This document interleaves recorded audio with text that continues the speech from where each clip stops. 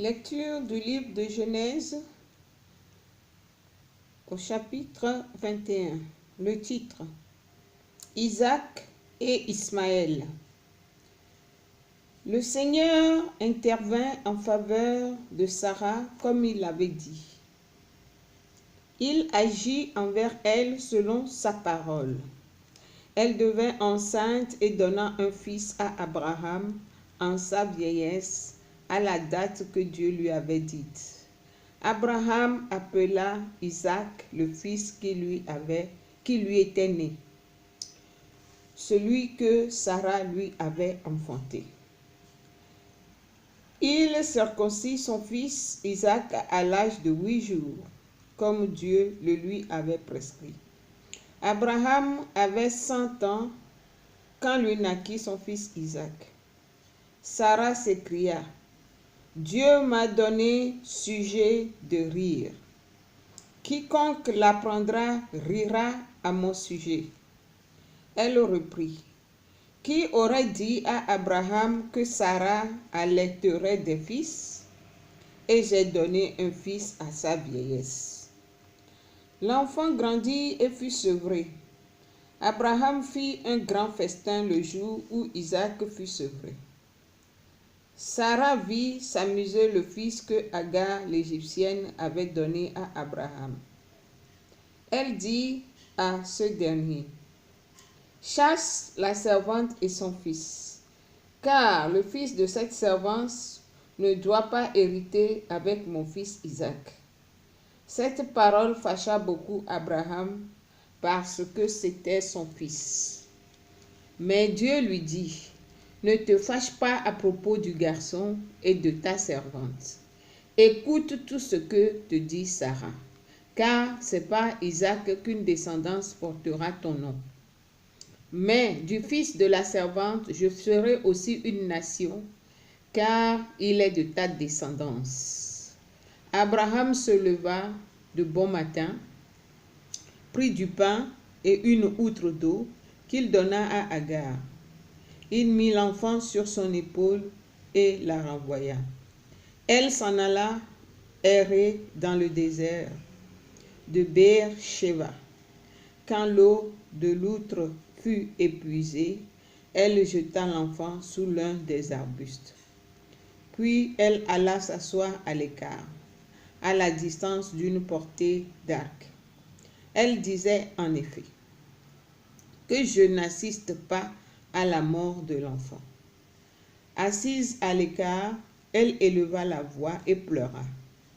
Dieu entendit la voix du garçon, et du ciel, l'ange de Dieu appela Agar.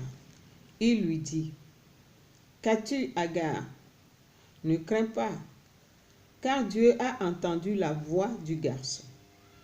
Là où il est, lève-toi, relève l'enfant et tiens-le par la main, car de lui je ferai une grande nation. Dieu lui ouvrit les yeux et elle aperçut un puits avec de l'eau. Elle alla remplir l'outre et elle fit boire le garçon. Dieu fut avec le garçon qui grandit et habita au désert. C'était un tireur d'arc. Il habita dans le désert de Paran, et sa mère le fit épouser une femme du pays d'Égypte. L'alliance à Beer-Sheva. Or, en ce temps-là, Abimelech, avec Picol, le chef de son armée, dit à Abraham: Dieu est avec toi en tout ce que tu fais. Jure-moi par Dieu, ici et maintenant, de ne trahir ni moi, ni ma lignée, ni ma postérité. Tu agiras envers moi et le pays où tu séjournes avec la même amitié dont j'ai usé envers toi. Abraham répondit: Je le jure. Abraham porta plainte devant Abimelech au sujet du puits que les serviteurs de ce dernier avaient accaparé. Abimelech s'écria: Je ne sais qui a fait cette chose. Tu ne m'en avais pas même informé, et moi-même je n'en ai entendu parler qu'aujourd'hui. Abraham prit du petit et du gros bétail qu'il donna à Abimelech, et tous deux conclurent une alliance. Abraham mit à part 7 agnelles du troupeau.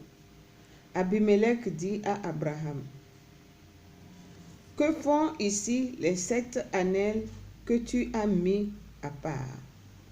Il répondit: pour que tu reçoives de ma main 7 agnelles, elles me serviront de témoignage que j'ai creusé ce puits.